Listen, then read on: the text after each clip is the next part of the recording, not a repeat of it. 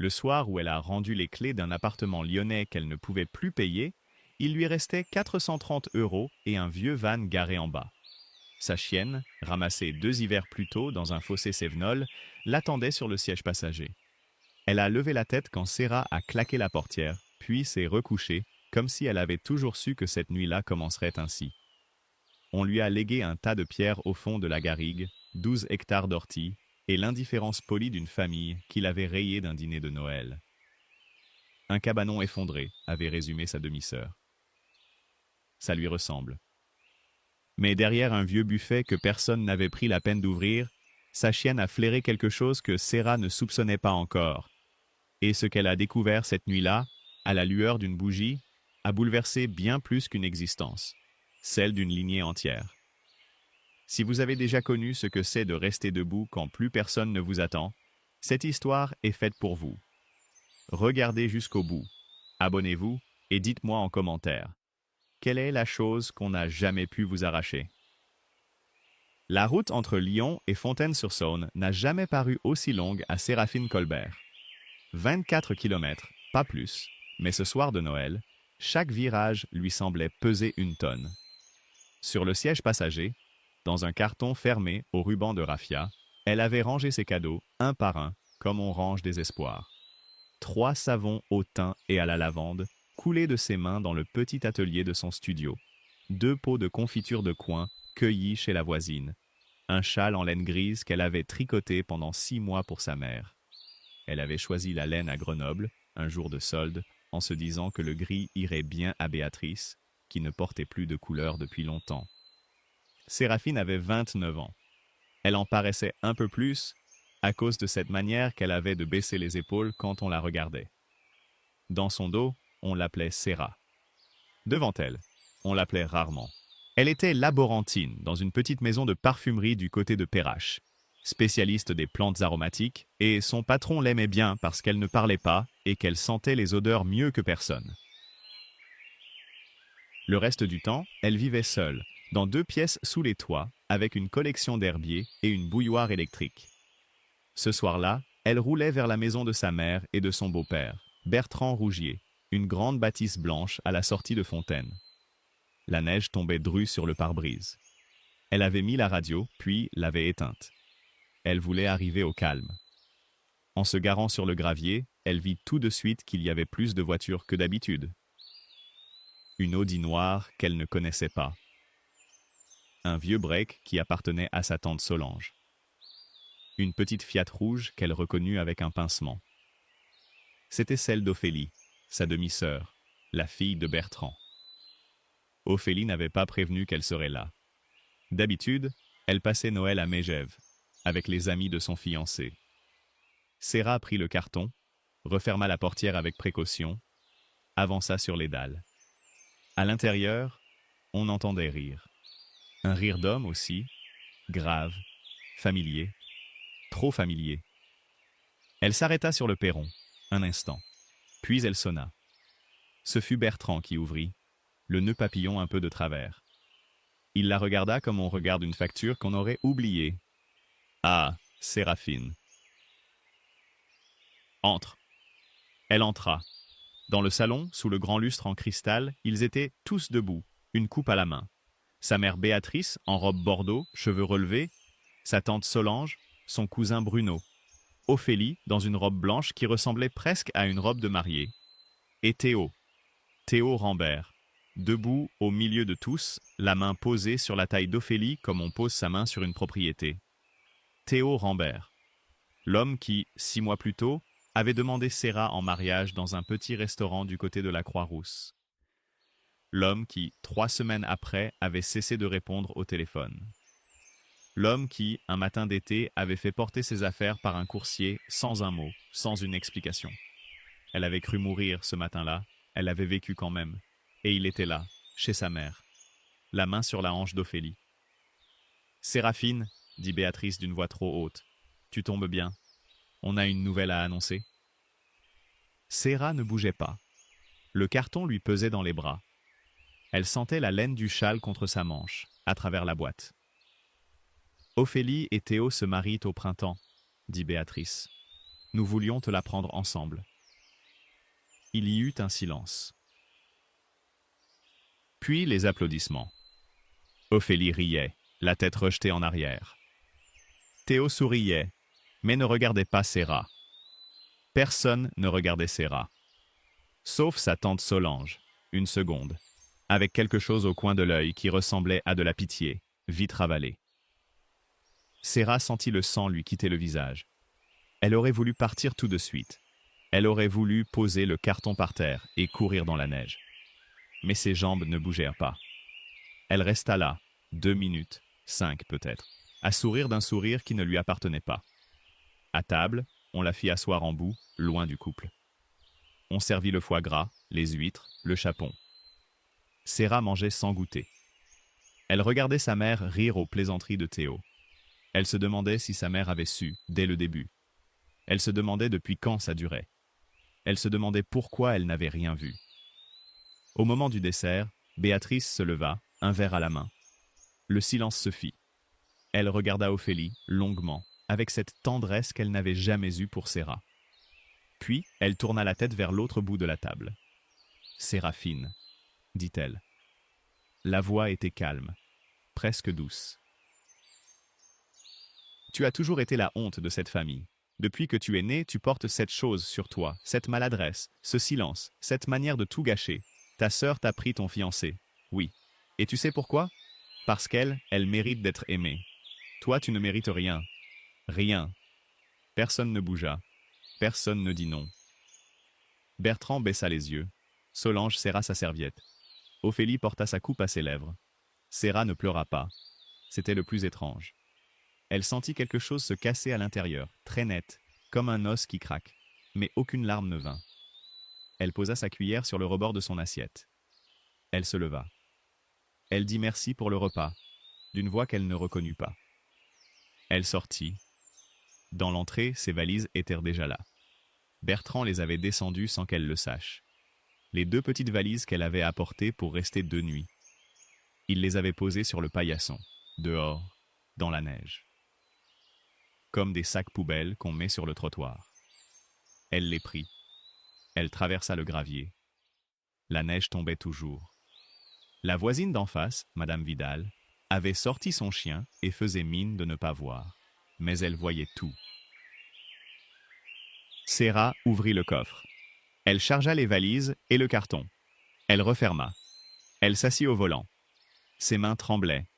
Elle mit 10 bonnes secondes pour trouver la clé de contact. Elle démarra. Elle roula. Elle ne pleura pas cette nuit-là. Elle ne pleura pas les nuits d'après. Quelque chose en elle s'était refermé comme une porte de cave. Et pendant qu'elle roulait, quelque part très loin, à plus de 400 kilomètres au sud, dans une petite étude notariale d'une rue tranquille d'Alès, une enveloppe scellée dormait au fond d'un tiroir. L'écriture y était ronde, tremblée, tracée à l'encre bleue par une main de vieille femme. On y avait écrit, à côté du numéro d'ordre, un nom et un prénom. Colbert, Séraphine. L'enveloppe attendait là depuis 18 mois. Personne ne savait où trouver celle qui devait la lire. 2 hivers passèrent. Séraphine ne rentra plus à Lyon. Elle avait vendu son 2 pièces sous les toits en 3 semaines, mâle, à un jeune couple pressé, et elle avait acheté d'occasion un Renault Trafic bleu marine à un maraîcher de la Drôme qui prenait sa retraite. Le van avait 18 ans, une portière qui grinçait, un moteur qui toussait à froid, mais il roulait. Elle y avait aménagé un matelas, une petite étagère, une caisse à outils, un réchaud à gaz. Elle y avait rangé ses herbiers, dans une malle en bois, et sa collection de fioles. Elle vivait en tournant. Elle garait le van derrière les supermarchés, dans les zones où les gérants ne chassaient pas les gens comme elle.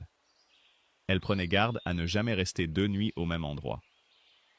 Elle se lavait dans les toilettes des stations-service, au robinet d'eau chaude qu'elle bénissait chaque matin. Elle mangeait des conserves qu'elle chauffait sur le petit réchaud, des lentilles au chorizo, du cassoulet en boîte, des pommes qu'elle achetait par cajot au bord des routes. Elle avait maigri. Ses cheveux avaient grisonné aux tempes, à 29 ans, à 30 ans, à 31. Elle prenait tous les travaux. La cueillette de la lavande, en juillet, dans les champs du Vaucluse, avec les mains bleues à la fin de la journée. Le ménage dans les hôtels de Grenoble, à l'automne, quand les touristes partaient et qu'il restait des chambres à remettre en état. Les vendanges dans le Beaujolais, en septembre, chez un vieux vigneron qui la logeait dans un cabanon et lui payait un peu plus qu'aux autres, parce qu'elle ne se plaignait jamais. Elle avait travaillé aussi dans une conserverie de tomates près de Cavaillon, dans une pépinière du côté de Manosque, dans une distillerie d'huiles essentielles où on l'avait gardée 3 mois. Elle avait la main. Le patron de la distillerie le lui avait dit, un soir, en la voyant reconnaître au nez seul 17 plantes différentes. « Toi, tu as un don, ma fille. Qu'est-ce que tu fais dans un van ?» Elle avait souri sans répondre. Elle n'avait plus envie d'expliquer. Une fois par mois, à peu près, elle achetait une carte postale. Elle en choisissait une jolie, un paysage, une nature morte, une reproduction d'une toile ancienne. Elle écrivait dessus toujours les mêmes 3 lignes. « Je vais bien. Je pense à toi. Je t'embrasse, maman. » Elle la postait à l'adresse de Fontaine-sur-Saône. Elle n'avait jamais eu de réponse. Pas une. Elle continuait quand même. C'était une drôle de petite habitude. Une manière peut-être de se prouver qu'elle n'était pas complètement seule au monde. Elle pensait à Théo, au début, dans les premières semaines, puis moins, puis presque plus. Elle pensait à sa mère, souvent, la nuit, quand le van craquait dans le froid. Elle pensait à sa grand-mère parfois, Mémé Yvonne, qu'elle avait à peine connue.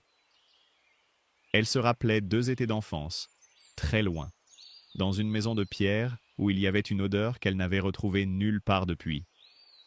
Une odeur de foin coupé, de fromage frais, de romarin brûlé. Sa mère l'avait emmenée là-bas 2 fois, puis plus jamais. Séra n'avait jamais su pourquoi. Sa mère ne parlait pas de sa propre mère. C'était comme si Yvonne n'avait pas existé. Un soir d'octobre, dans sa 2e année de van, Séra roulait sur une petite route des Cévennes. Elle rentrait d'un chantier de restauration où elle avait aidé à nettoyer des vieilles pierres pendant 2 semaines. Elle avait bien été payée. Elle cherchait un coin tranquille pour dormir avant de reprendre la route le lendemain vers Béziers, où on lui avait promis du travail dans une olivade. Il pleuvait. Un orage cévenol comme il en tombe là-bas, en octobre, sans prévenir. Le ciel devenait noir en 5 minutes. La route se transformait en torrent.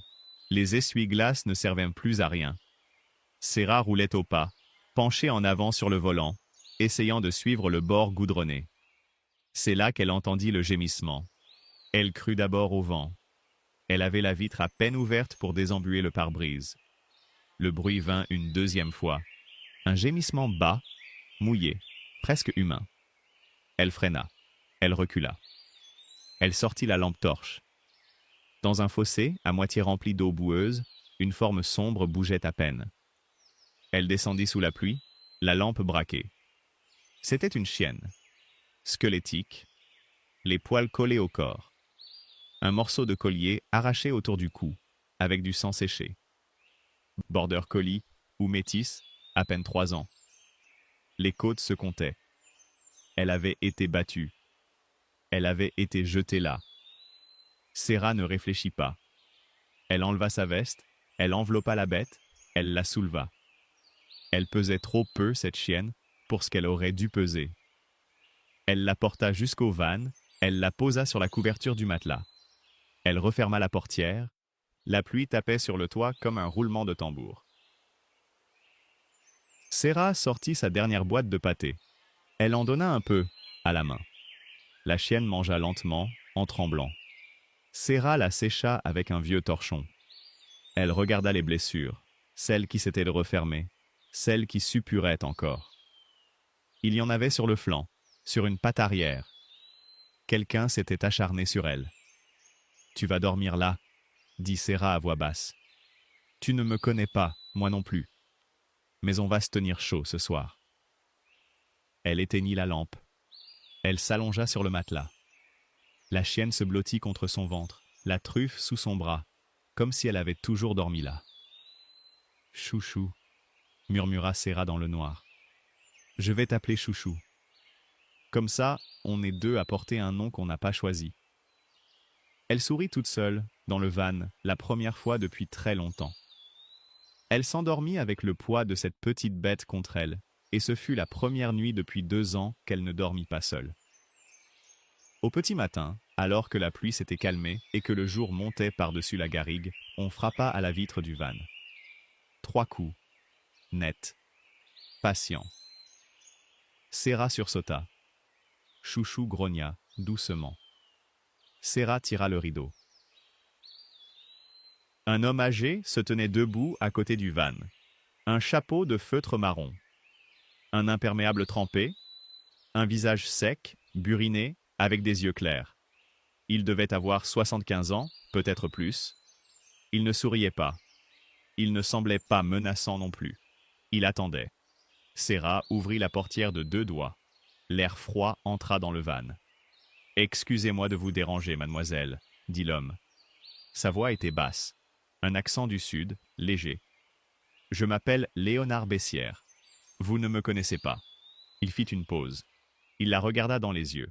« Mais vous, vous êtes bien Séraphine Colbert, née Colbert, fille de Béatrice, petite-fille d'Yvonne, n'est-ce pas ?» Serra ne répondit pas. Personne ne l'avait appelée par ce nom complet depuis 10 ans. Depuis Mémé. Léonard Bessières accepta le café que Serra lui prépara sur le réchaud à gaz. Il s'assit sur le pas de la portière ouverte, ses grosses mains autour de la tasse en émail. Chouchou l'observait depuis le matelas, tendue mais silencieuse, comme si elle sentait qu'il ne fallait pas grogner sur celui-là. « Je vous cherche depuis 6 mois, ma petite, » dit Léonard, « sur toutes les routes du Sud. J'avais quelques cartes postales envoyées à votre mère. Elle les avait jetées, elle. Je les ai récupérées dans sa poubelle un jour d'hiver en rendant visite à la voisine. Ne me demandez pas pourquoi j'ai fouillé la poubelle. Je crois que je savais. » Il but une gorgée. Il grimaça. « C'est un café d'homme, ça, dit-il. »« C'est ce que j'ai, » dit Serra. Léonard hocha la tête. Il posa la tasse sur le marchepied. Il sortit d'une poche intérieure une enveloppe froissée, jaunie sur les bords, un peu tachée. Il la posa sur le siège à côté de Serra. « Votre grand-mère est morte, mademoiselle Colbert. Il y a bientôt 2 ans. Seule, dans son mât, au bout de son chemin, au milieu de ses chèvres.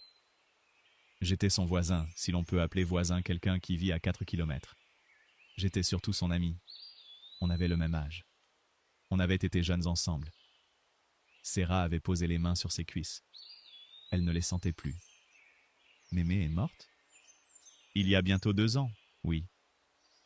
Et personne ne m'a... Personne, non. Le notaire d'Alès a envoyé une lettre à votre mère, qui était l'exécutrice de la première succession. La première seulement. Le notaire avait le testament complet, avec votre nom. Mais votre mère a reçu la lettre, et votre mère l'a brûlée, ainsi que les copies qu'elle a pu trouver. Je le sais parce que la femme de ménage a raconté ça à sa sœur, qui l'a raconté à ma cousine, qui me l'a raconté à moi. Les villages, mademoiselle, ça parle. Même à Lyon. Serra ne bougeait pas. Léonard prit l'enveloppe et la lui tendit. Le vrai testament, récupéré chez Maître Delaunay, à Alès. Votre grand-mère vous laisse tout. Le mas des Cabrettes, à Saint-Estève. 12 hectares dans les Cévennes. Une bergerie. Une cave à fromage. Un puits. Et ce qui reste de son troupeau, si on peut encore l'appeler un troupeau. Il se tut. Il regarda la garrigue mouillée, en contrebas. Elle vous a laissé aussi une petite somme, très modeste. De quoi tenir 1 an, à peu près, si vous vivez comme un moine. C'est tout ce qu'elle avait pu mettre de côté. Elle vendait ses fromages sur le marché d'Alès, elle. Toute sa vie. Elle n'a jamais rien demandé à personne. Serra ouvrit l'enveloppe avec des doigts qui ne lui obéissaient plus. Elle lut. Elle lut 2 fois. Elle regarda le nom. Yvonne Suzanne Colbert. Née le 12 mars 1939. Décédée le 4 septembre. 2 ans et quelques mois. 2 ans pendant lesquels elle avait dormi dans un van, cueilli de la lavande, mangé des conserves, alors qu'une maison l'attendait. Elle repensa aux 2 étés d'enfance, à l'odeur du romarin, aux mains ridées qui pétrissaient le fromage frais dans un grand saladier de terre cuite, à la voix un peu rauque qui lui chantait des chansons qu'elle n'avait pas comprises. Elle repensa à sa mère qui, un jour de septembre, quand elle avait 7 ans, lui avait dit « On n'ira plus chez Mémé.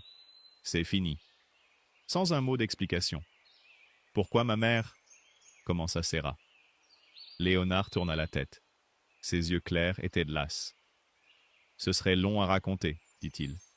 Votre grand-mère l'a raconté elle-même, à sa manière. Dans un carnet, elle m'en parlait à la fin. Elle disait « Si un jour ma petite fille arrive au mât, elle trouvera.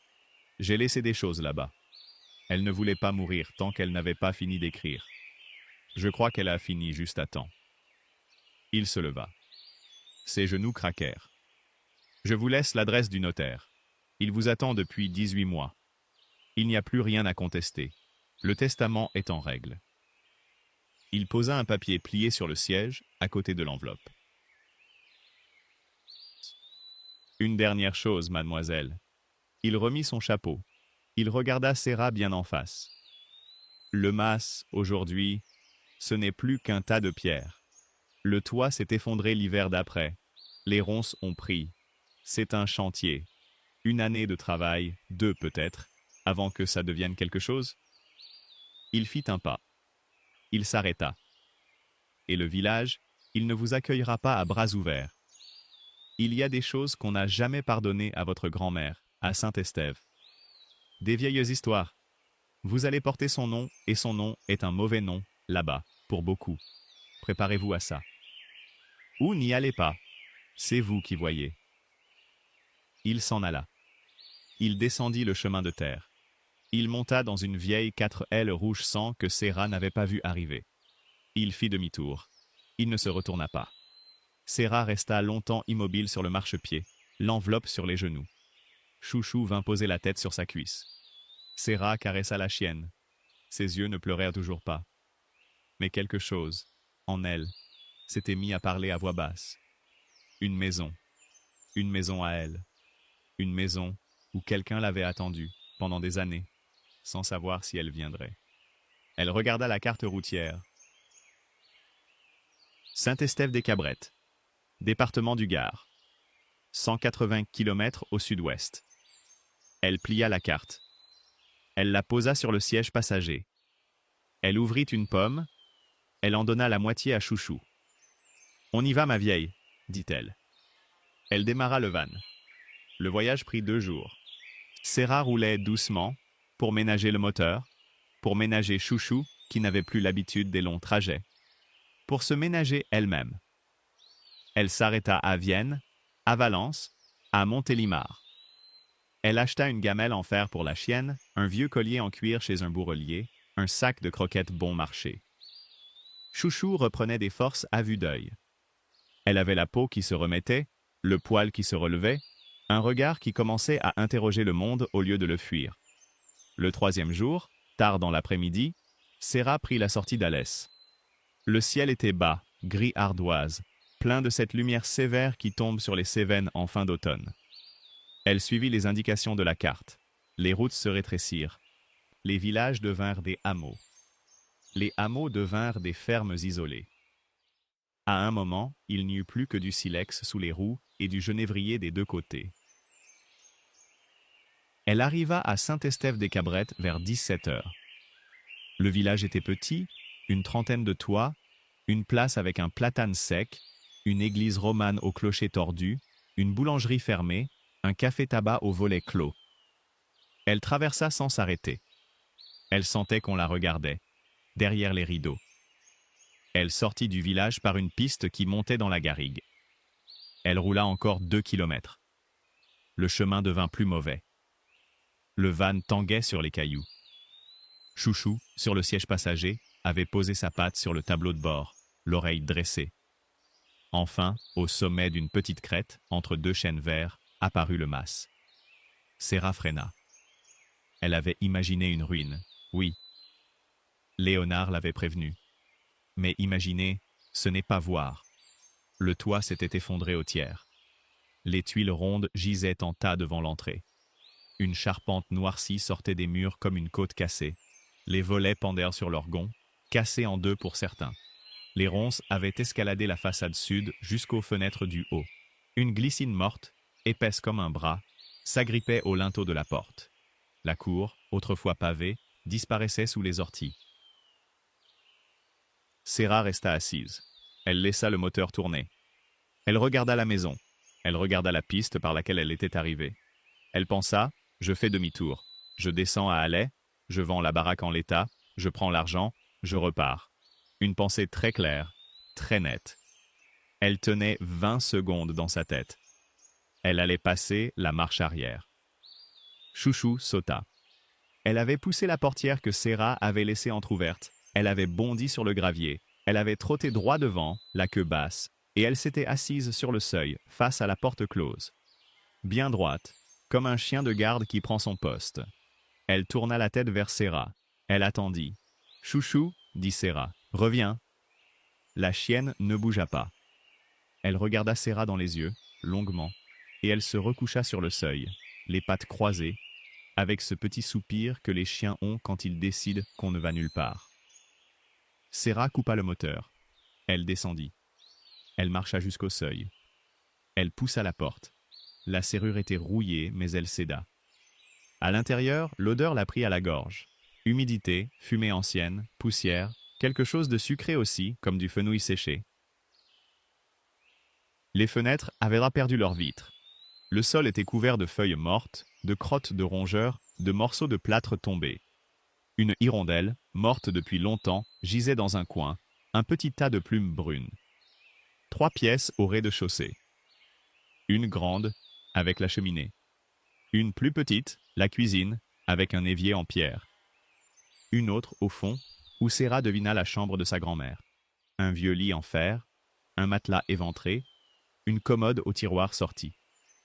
L'escalier montait à l'étage, mais il manquait des marches. Sarah n'osa pas. Elle sortit. Elle refit le tour.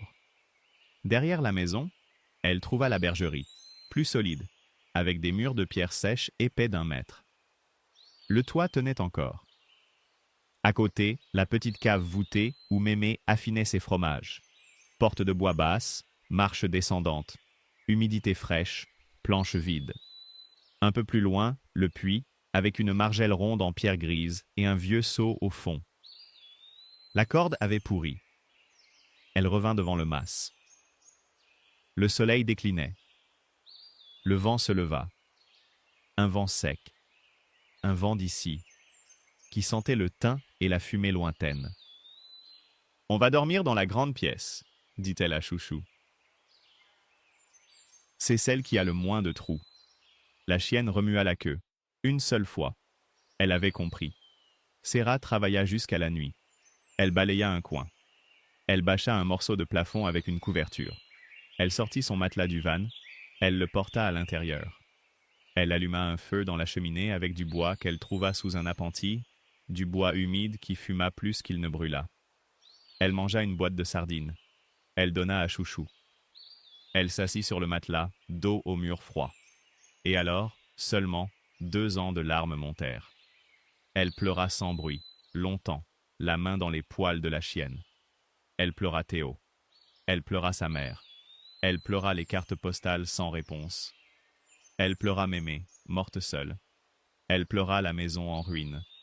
Elle pleura la fille qu'elle avait été à 16 ans et qui avait cru qu'elle serait aimée un jour.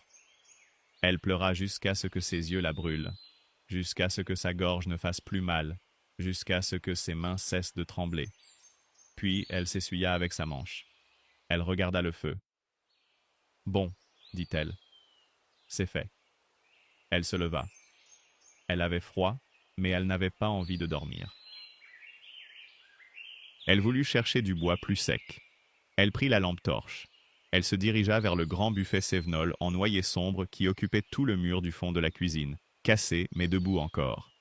Elle ouvrit les portes, vide. Elle ouvrit les tiroirs, vide. Elle tapota le fond, machinalement, comme on tapote une valise à la douane. Un des panneaux du bas sonnait creux. Elle s'accroupit. Elle passa la lame de son couteau dans la fente. Le panneau bougea. C'était une planche disjointe, non pas cassée, mais déplacée exprès. Elle la retira. Derrière, il y avait un carnet. un carnet de cuir brun, la reliure fatiguée, l'élastique noir tendu autour. Serra le prit. Il était lourd. 300 pages, peut-être plus. Elle le posa sur ses genoux à la lueur du feu. Elle défit l'élastique. Elle ouvrit à la première page. L'écriture était ronde, un peu tremblée, à l'encre bleue. La même écriture que sur l'enveloppe du testament. La même main. Serra approcha la bougie. Elle lut. « Si tu lis ceci un jour, ma petite, c'est que toi aussi ils t'ont chassé. Alors écoute bien ce que je vais te raconter, car j'ai été toi. » Serra ne dormit pas cette nuit-là. Elle lut jusqu'à ce que la bougie s'éteigne, elle en alluma une autre, elle lut jusqu'à ce que le feu ne soit plus que braise, elle remit du bois, elle lut encore. Chouchou s'était endormi contre elle, le museau posé sur sa cuisse. Dehors, le vent sifflait dans les tuiles cassées. Dedans, une voix parlait à travers les pages, une voix qui n'existait plus mais qui était là. Yvonne Colbert avait 19 ans en 1958. Elle vivait à Uzès, chez son père, un homme dur qui tenait une charcuterie et allait à la messe chaque matin. Elle était tombée amoureuse d'un garçon du quartier, un Louis, 19 ans lui aussi, appelé à faire son service en Algérie. Ils s'étaient aimés 3 semaines avant son départ. Louis n'était jamais revenu. On avait retrouvé son nom plus tard, sur une plaque, dans un cimetière d'Aïn Beïda. Yvonne avait attendu 6 mois avant de comprendre ce que son corps lui disait. Elle l'avait annoncé à son père un dimanche, après la messe. Son père n'avait pas crié. Il avait dit, doucement, « Prends tes affaires. » Il l'avait accompagnée jusqu'à la porte devant toute la paroisse qui sortait de l'église. Il l'avait poussée dans la rue avec ses 2 valises. Il avait crié cette fois pour que tout le monde entende, « Cette fille n'est plus la mienne. » Yvonne avait 19 ans. Elle était enceinte de 4 mois. Elle avait 27 francs en poche. Elle avait dormi la première nuit dans une grange abandonnée sur la route de Nîmes. La deuxième nuit dans un couvent qui lui avait offert un lit et refusé de la garder. La troisième nuit chez une femme qu'il avait vue pleurer sur le bord d'une route, une femme qui n'avait rien, elle non plus. Serra tournait les pages. Elle tournait les pages. Chaque mot lui entrait dans la peau. « J'ai été toi. » Cette phrase, en tête, elle la comprenait maintenant. Yvonne avait trouvé, 6 semaines plus tard, une annonce dans un journal de la région. Un mât en ruine à vendre, à Saint-Estève-des-Cabrettes. 3000 francs, 12 hectares de garrigues, sans eau courante, sans électricité. Un toit à moitié effondré. Personne n'en voulait. Elle avait pris le quart. Elle avait vu la maison. Elle avait dit oui. Pour payer, elle avait vendu la seule chose qu'elle possédait. Une bague en or que sa grand-mère paternelle lui avait donnée pour ses 16 ans. Une bague avec une petite pierre bleue, un saphir minuscule. Le bijoutier d'Alès lui en avait donné 2800 francs. Elle avait complété avec ce qu'elle avait signé chez le notaire, elle était devenue propriétaire d'un tas de pierres au milieu de la garrigue à 19 ans, enceinte de 6 mois, sans savoir traire une chèvre ni allumer un feu de bois vert. Elle avait appris. Page après page, Yvonne racontait comment elle avait appris. Une vieille bergère du hameau voisin, Lucienne, veuve, sans enfant, était venue un matin voir la nouvelle qui vivait chez les Cabrettes. Elle l'avait regardée, le ventre déjà rond, les mains encore blanches. Elle avait dit « Tu vas crever, ma petite. » Où tu apprends. Lucienne lui avait enseigné pendant 2 hivers. Elle lui avait appris la traite, la présure, le moulage, l'affinage. Elle lui avait donné 5 chèvres du Rove, 5 bêtes de rien, mais des mères. Yvonne, à 21 ans, avait un troupeau de 20 bêtes. À 25, 40. Elle vendait au marché d'Alès. Elle survivait. La petite Béatrice était née dans le Mas, un matin de mars, par une sage-femme qu'on avait fait venir à cheval. Yvonne avait tout élevé seule. Serra lisait. Elle voyait sa mère petite, dans la garrigue, 5 ans, 6 ans, courant après les chèvres. Elle voyait sa mère à 10 ans, à l'école du village où on l'appelait la bâtarde de la Colbert. Elle voyait sa mère à 15 ans, décidée à partir, décidée à ne plus jamais sentir le fromage de chèvre sur ses habits, décidée à devenir quelqu'un d'autre. Elle voyait sa mère à 22 ans, épousant Bertrand Rougier, jeune courtier en assurance de bonne famille lyonnaise, effaçant Uzès, effaçant Saint-Estève, effaçant Yvonne, effaçant tout. Un passage, à la fin d'un cahier, arrêta Serra. Ma fille ne m'a plus donné signe de vie après son mariage. J'ai su qu'elle avait eu une petite fille, qu'elle l'avait appelée Séraphine. J'ai su cela par la voisine, la mère Renaud, qui l'avait su par sa sœur de Lyon.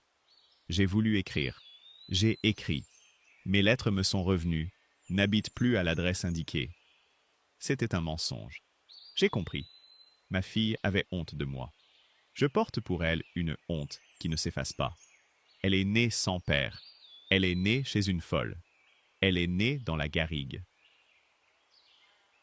Elle ne me pardonnera jamais de l'avoir mise au monde. Un été, elle est venue quand même. 2 étés, en réalité. Elle a amené la petite.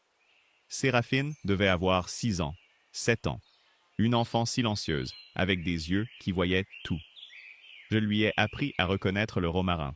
Elle sentait tout, cette petite. Elle avait mon nez, elle avait mes mains. Ma fille l'a vue, elle aussi, et elle a cessé de venir. Séra referma le carnet. Elle appuya son front contre la couverture de cuir. Elle ferma les yeux. Ce n'était pas elle.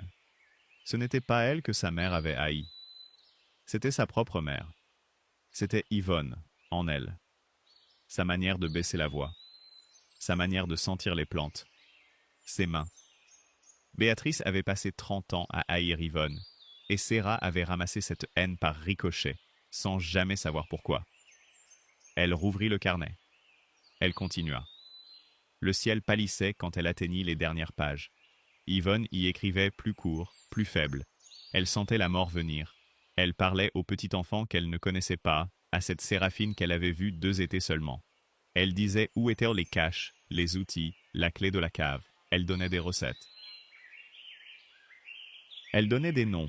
Elle disait « Va voir le père Antoine Lefebvre, à la ferme du Puech. C'est mon ami depuis 60 ans. Il ne t'aimera pas tout de suite. Il t'aimera bien. » La dernière page portait 5 lignes.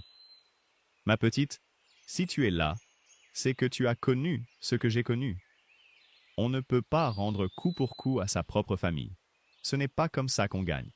On gagne autrement. On devient soi. On plante ses pieds dans la terre. On refait sa vie de ses mains. Un jour, ils se retourneront. Et ils verront ce qu'ils ont perdu. C'est la seule vengeance qui compte. » Séra referma le carnet. Elle le posa contre son cœur. Elle resta longtemps ainsi. Le jour se levait. Une lumière grise entrait par les fenêtres sans vitres. Chouchou remua, s'étira, bâilla. Séra se leva. Elle avait besoin d'eau. Elle sortit avec un seau qu'elle avait ramassé la veille, une corde de rechange qu'elle avait dans le van. Elle marcha vers le puits, entre les orties. L'air sentait le mouillé, le froid, la roche. Elle attacha la corde. Elle allait la lancer.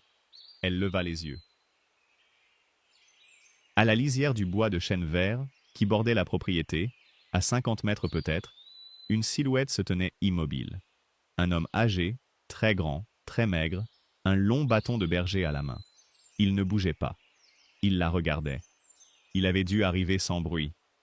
Il était là comme s'il avait été là depuis toujours, comme la pierre est là, comme le chêne est là.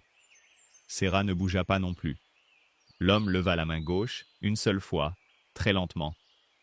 Un salut, une reconnaissance. Puis il tourna les talons et il rentra dans le bois. Il disparut. Séra baissa les yeux. Elle avait le cœur qui battait fort. Pas de peur. Autre chose. Elle regarda Chouchou, qui l'avait suivi et qui regardait le bois, l'oreille dressée, sans un aboiement. « Père Antoine, » murmura Séra. « C'est lui. » Il revint 3 jours plus tard.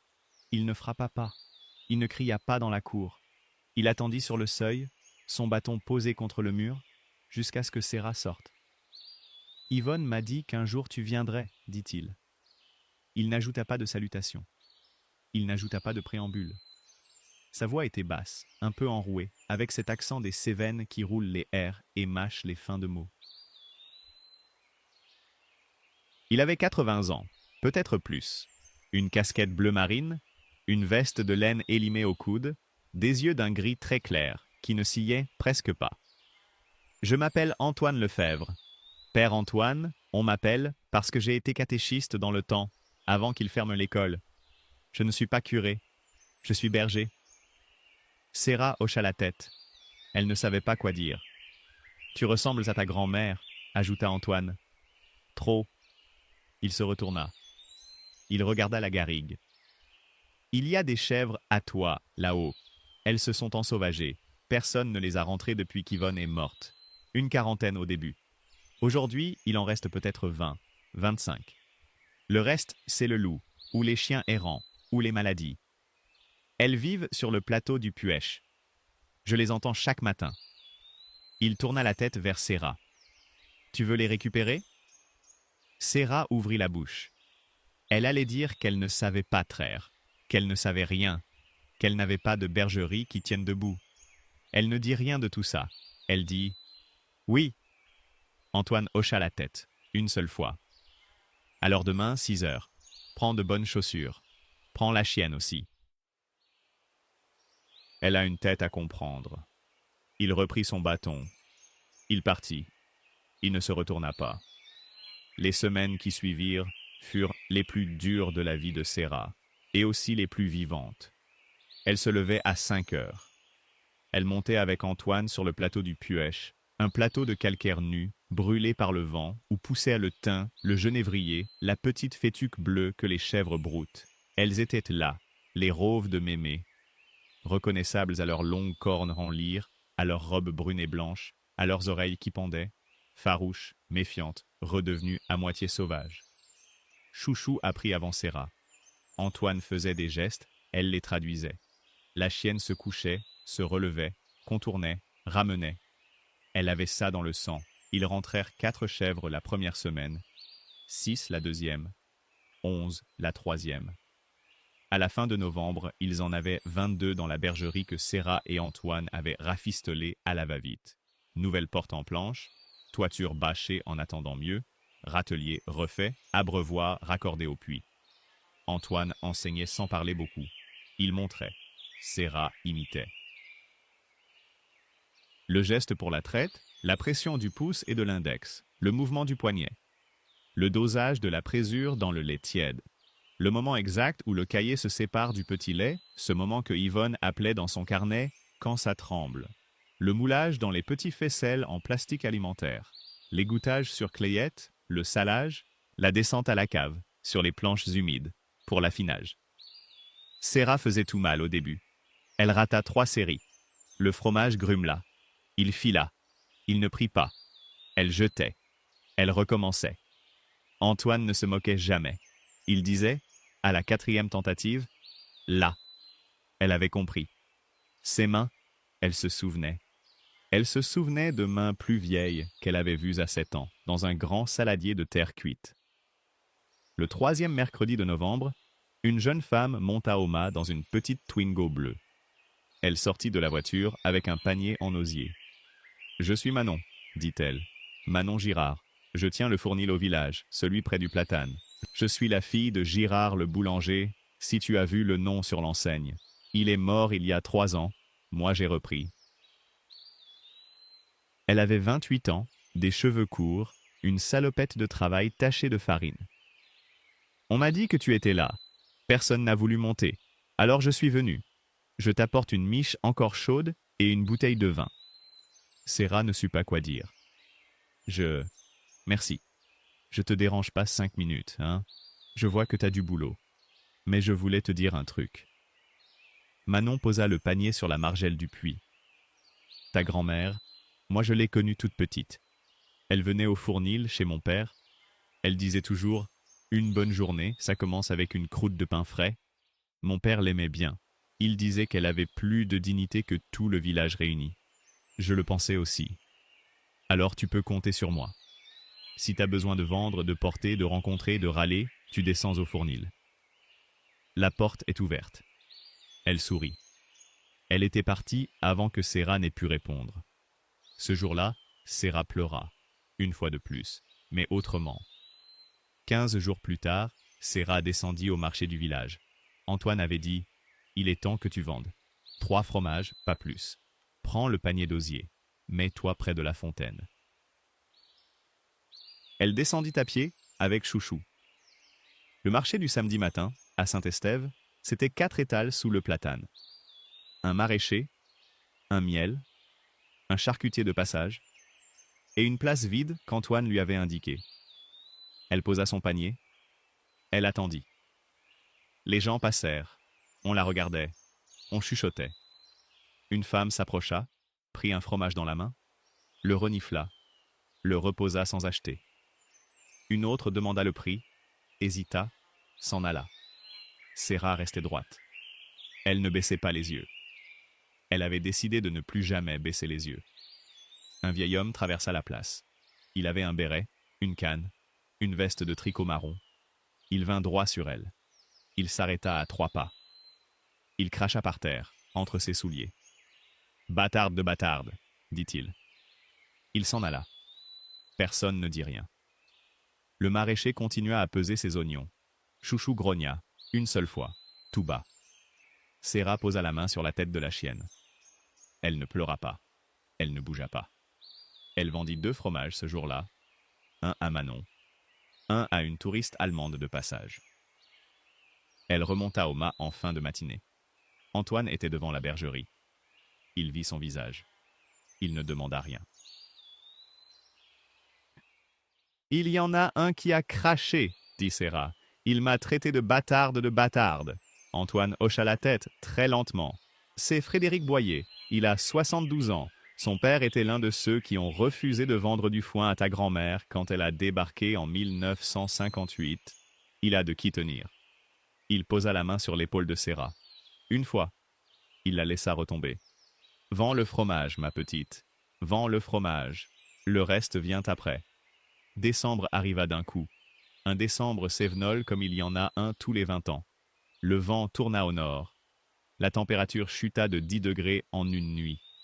Le 3e matin, il commença à neiger, et il neigea 3 jours sans discontinuer. Serra n'avait jamais vu ça. Les vieux du village non plus. Antoine dit à la radio, dans les nouvelles régionales, qu'on n'avait pas eu un blizzard pareil depuis 1956. Le 3e jour, la ligne téléphonique lâcha. Le poteau en bois qui montait de la route s'effondra sous le poids de la glace. La piste devint impraticable.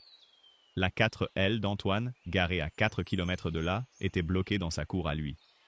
Serra était seule au mas avec Chouchou et 22 chèvres dans la bergerie. Elle avait remonté du bois. Elle avait bâché ce qu'elle pouvait. Elle avait vérifié la bergerie 2 fois dans la journée. Le toit tenait, mais la neige s'accumulait dessus, épaisse, lourde, gelée par-dessus, meuble en dessous. Vers 22 heures, elle entendit un premier craquement. Bref, sec, comme une branche qui casse. Elle sortit, la lampe torche à la main, la tempête lui tirant les cheveux dans la figure. Elle éclaira le toit de la bergerie. Une poutre s'était fendue en son milieu. La bâche commençait à céder d'un côté. Elle courut chercher Antoine dans sa tête. Antoine était à 4 km. Le téléphone, mort. La voiture, coincée. Elle était seule. Elle rentra dans la bergerie. Les chèvres bêlaient de terreur, agglutinées au fond. Serra essaya de soulever une poutre. Impossible. Elle essaya de dégager les chèvres vers la petite étable annexe. La porte de communication était bloquée par un bahut lourd. Elle ne pouvait pas la déplacer seule. Elle sortit. Elle regarda dans la nuit, la neige qui tombait en oblique, blanche dans le faisceau de la torche. « Chouchou !» cria-t-elle. La chienne apparut à ses pieds. Serra s'accroupit. Elle prit la tête de Chouchou dans ses mains gantées. Elle la regarda dans les yeux. « Antoine, dit-elle. Chouchou. Antoine. Tu comprends? Antoine. » La chienne ne cligna pas. Elle regardait Serra fixement. « Va chercher Antoine. Va, ma belle. Va. » Serra pointa le doigt vers le chemin. La chienne suivit le doigt du regard. Elle hésita une seconde. Puis elle partit. D'un bond, elle disparut dans la neige en 3 foulées. Serra resta seule dans la cour, la torche à la main, la neige tapant contre son visage comme des grains de sable. Elle repensa à Léonard, à sa mère, à la table de Noël, à la tante Solange qui n'avait rien dit. Elle repensa à tout ça d'un coup, en un éclair. Puis elle secoua la tête. Elle rentra dans la bergerie. Elle prit une chèvre dans ses bras, la plus petite, une chevrette de 4 mois, et elle la porta vers la porte du fond. Elle défonça la serrure à coups de pied. Elle poussa la chevrette de l'autre côté. Elle en prit une autre, une autre. Elle s'usait les mains, ses gants étaient déchirés, elle avait la joue qui saignait sans qu'elle sache pourquoi. Le toit gémit. La deuxième poutre céda. Une avalanche de neige entra par le trou. 2 chèvres, terrifiées, glissèrent sur le lit d'excréments gelés, se blessèrent. Séra tira l'une par les pattes arrière, l'autre par les cornes. Elle jurait.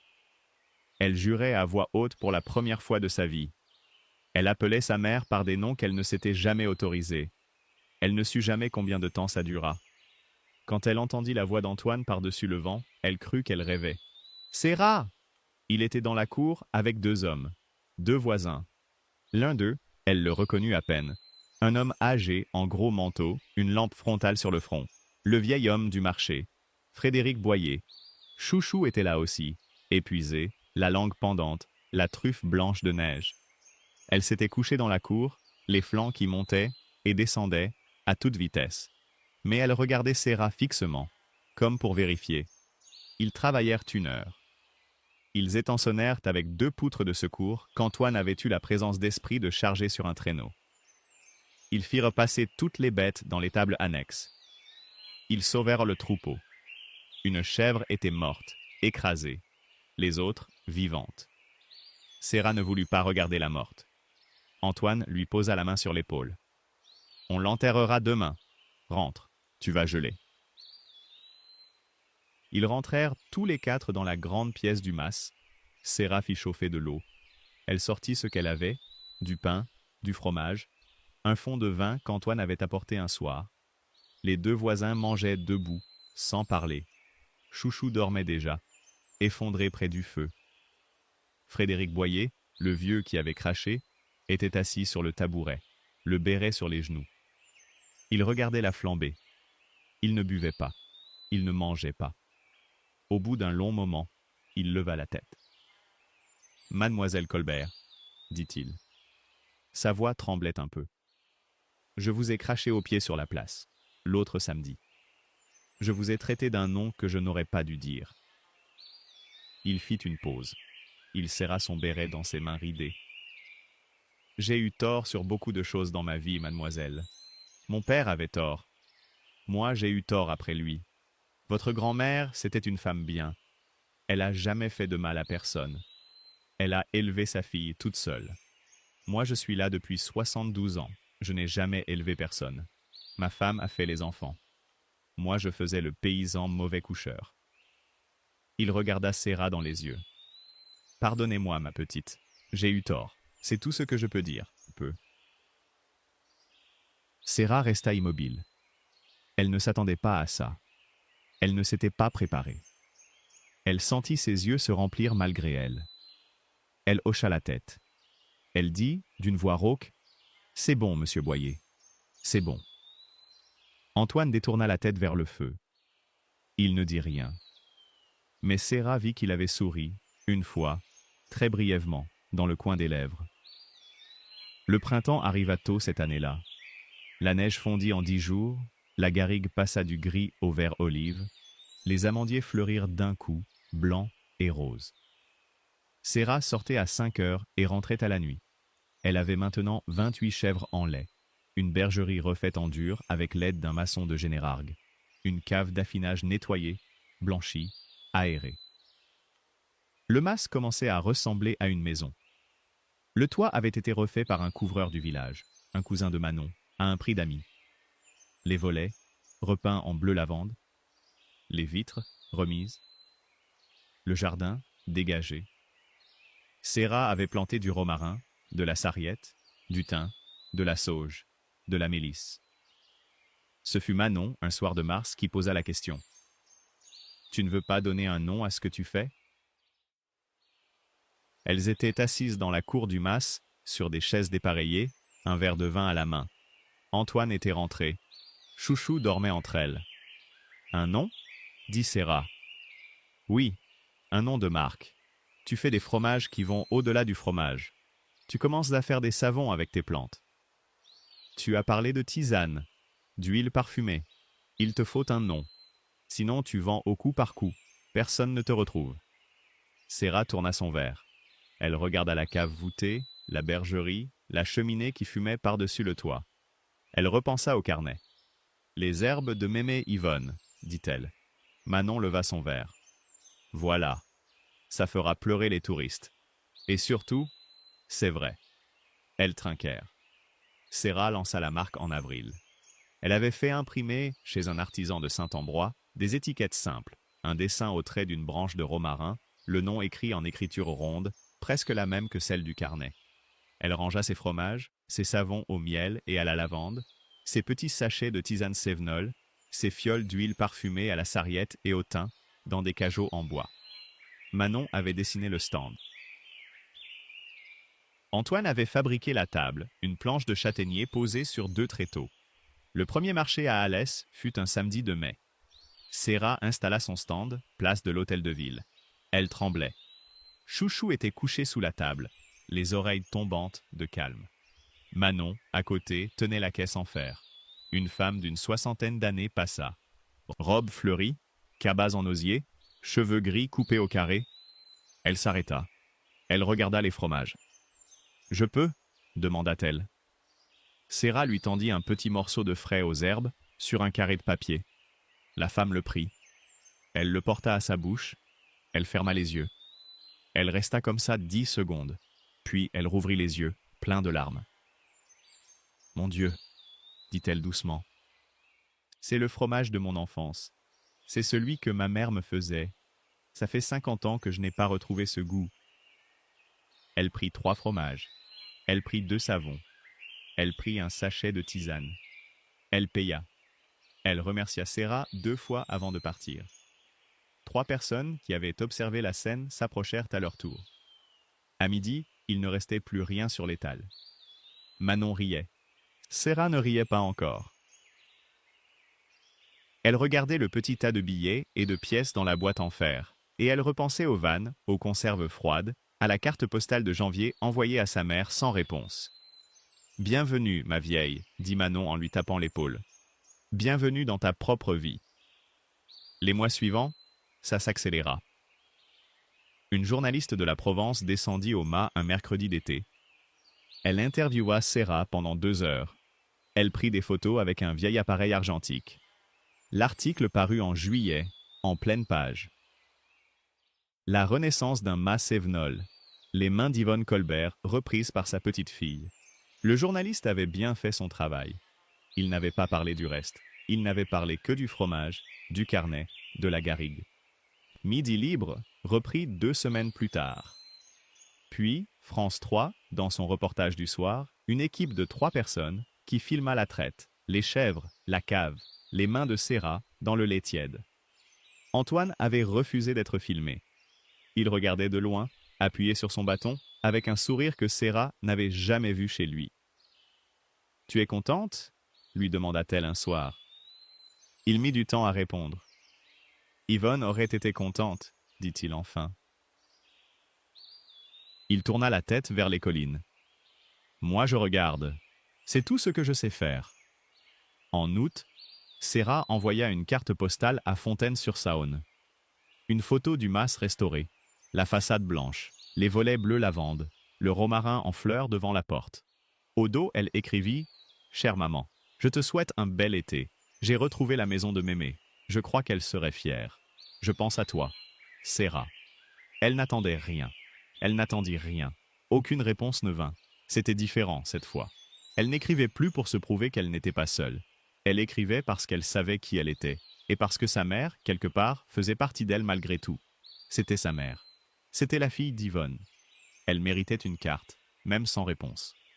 À Lyon, dans un salon du 6e arrondissement, un vendredi soir de septembre, Ophélie feuilletait Le Point en attendant Théo qui rentrait tard du bureau. Elle tournait les pages sans les lire, un verre de rosé à la main. Elle arriva à une double page. Elle s'arrêta. Le visage de sa sœur souriait dans le magazine. Une photo pleine page. Séraphine devant le mas des cabrettes, en tablier, une chevrette dans les bras, la lumière de fin d'après-midi dans les cheveux.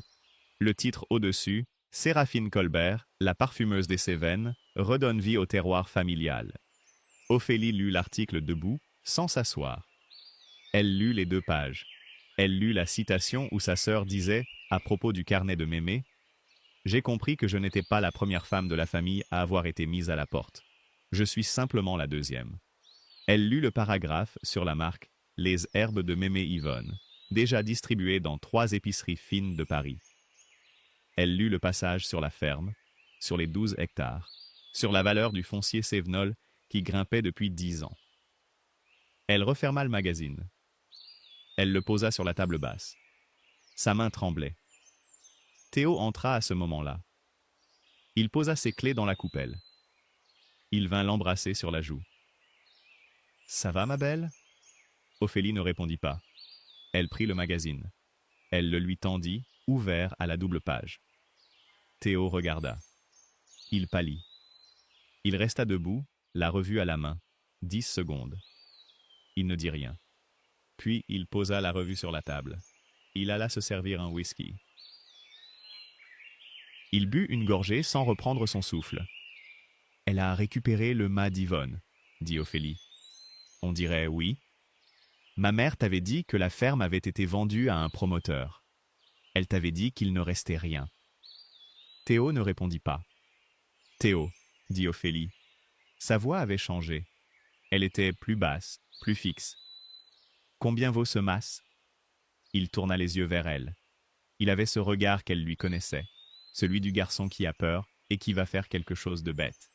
« En l'état, » dit-il, avec la marque, avec la notoriété qui monte, avec les 12 hectares, 200 000. Peut-être plus. La marque toute seule pourrait en valoir autant, si on la vendait à quelqu'un du secteur. Ophélie se leva. Elle marcha jusqu'à la fenêtre. Elle regarda les toits de Lyon. Ma mère l'a mise à la porte, devant tout le monde. Nous avons tous mis Séraphine à la porte. Elle se retourna. Elle n'a pas le droit de récupérer quelque chose. Elle n'a pas le droit d'exister à la place où elle est. Tu comprends ce que je te dis, Théo ? Il comprenait. 3 semaines plus tard, un mardi matin de fin septembre, Séra était dans la cour du mas. Elle triait des bouquets de sarriette pour les mettre à sécher sous l'appentis. Antoine avait apporté 2 paniers de raisins. Chouchou dormait au soleil. Une voiture monta le chemin. Séra reconnut le bruit du moteur avant de la voir. Un moteur qui n'était pas d'ici. Un moteur allemand, gros cylindre. La Mercedes noire s'arrêta dans la cour. 2 portes claquèrent. Ophélie descendit, en manteau beige et talons hauts, qui s'enfonçaient dans le gravier. Théo la suivit, en costume gris, un porte-document en cuir sous le bras. Ils sourirent tous les deux d'un sourire qui n'était pas un sourire. Séra reposa lentement son bouquet sur la table de châtaignier. Elle s'essuya les mains à son tablier. Chouchou se leva. Elle vint se coller contre la jambe de Séra, sans un grognement, mais avec cette raideur des chiens qui savent. « Bonjour Séraphine, » dit Ophélie. « Bonjour Ophélie. Tu as fait de belles choses ici. Vraiment. Nous avons vu l'article. » Séra ne répondit pas. Elle attendait. Elle avait appris à attendre. Théo posa son porte-document sur la table. Il l'ouvrit. Il en sortit une chemise cartonnée verte. Il la posa devant Séra. « Séraphine, dit-il, sa voix était trop douce. On a un problème. » Il ouvrit la chemise. « Il existe un autre testament, rédigé par ta grand-mère 2 mois avant sa mort. Il annule le précédent. Elle y désigne notre mère, Béatrice, comme unique héritière du mas. Le document a été retrouvé la semaine dernière par ma mère, dans les affaires personnelles que le notaire lui avait remises en 2019, à l'époque où elle croyait être l'unique héritière. C'est un simple oubli qui remonte. Elle m'a demandé de te l'apporter en personne. » Il tendit la feuille à Séra. « Nous préférons régler ça à l'amiable. Nous ne voulons pas de procès. Notre mère t'offre de te racheter ton travail et tes améliorations. 120 000 €. C'est une somme correcte. Tu peux relancer une ferme ailleurs. Tu peux même garder le nom de la marque si tu veux. » Séra prit la feuille. Elle regarda l'écriture. Elle regarda la date. Elle regarda la signature. L'écriture n'était pas celle d'Yvonne. Elle avait lu 300 pages de la main de sa grand-mère. Elle connaissait la boucle du Eager, l'inclinaison du C, la petite spirale au bout de chaque signature. Ce document, sous ses yeux, imitait l'écriture.